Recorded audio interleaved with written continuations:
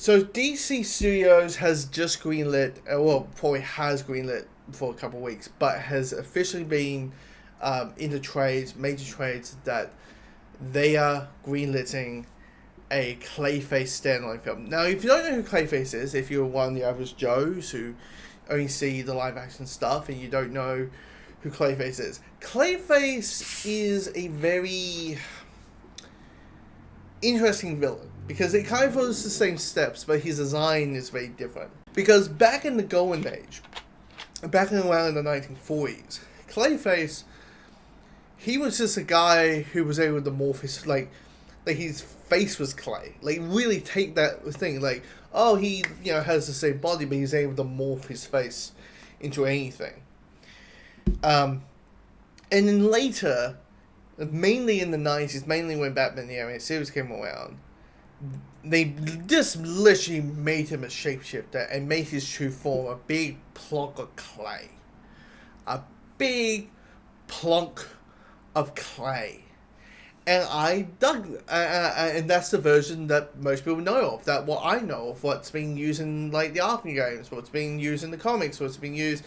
That I am so used to seeing that. But what gives me aside is two things: the attitude that James Gunn and Peter Safran, the co-CEOs of DC Studios, are taking their projects, or what's getting greenlit and isn't going to get greenlit. Is that everything in DC is going to be based on the writers, and until we have a screenplay that I'm totally happy with, that movie's not going to get made, no matter what it is. And so, we have been really fortunate with some screenplays. With Supergirl came in and just like, wow, Anna did such an amazing job. The Lanterns pilot came in, and now the whole Lantern series came in, and it's like, wow, that's wonderful, wonderful work. And there's a couple of other things that people don't know about. There's a couple of movies and TV shows that are greenlit or near greenlit, and but it's going to be based always on the story, because at the end of the day, if we're happy with the story and that we're telling, that's what matters. What also gives me a little bit of excitement with Clayface, of a Clayface standalone film, is who's behind it. Now, sadly, this normally is a white director guy. Yeah, he mostly directs and writes his own stuff. This situation, he just writes it.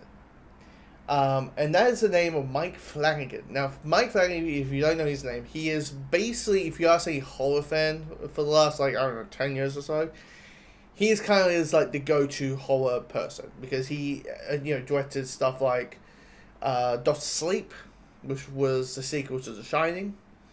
He directed that film Hush, that was kind of big. That was my first thing I ever watched of his.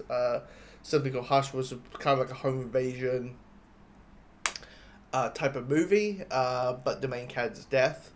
So it's kind of like, well, what do you do? How does she stop this guy? If she the haunting of Hill House and Bly Manor, Midnight Mass, which I started to watch, and I don't know why I haven't stopped.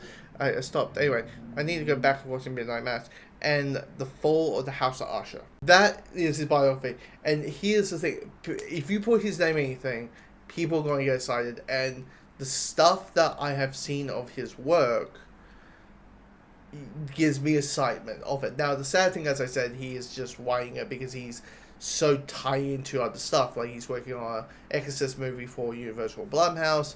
He's also, for Amazon, is creating a Carrie TV show for Amazon. And of course, they're looking for a director, as they say. They're planning to film this next year. Apparently, it is going to hit the point of horror, thriller, tragedy.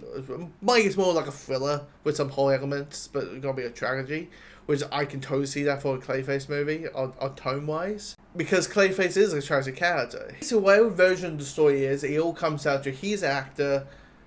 Something happens that makes him turn his face into mush or his entire body into mud.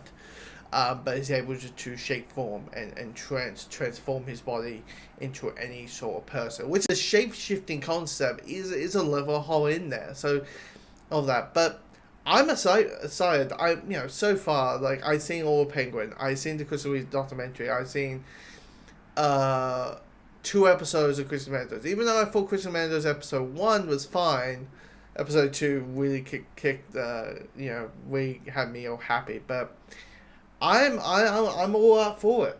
And they're planning to film this next year. The only director that has in my head that could do it, is it Free Underwears? The guy who did Alien, like the recent Alien. That's and Evil Dead. That's the guy I'm thinking in my head, who can probably do the horror, also do thriller and make it tragedy and maybe follow the script and that's the guy I'm thinking of.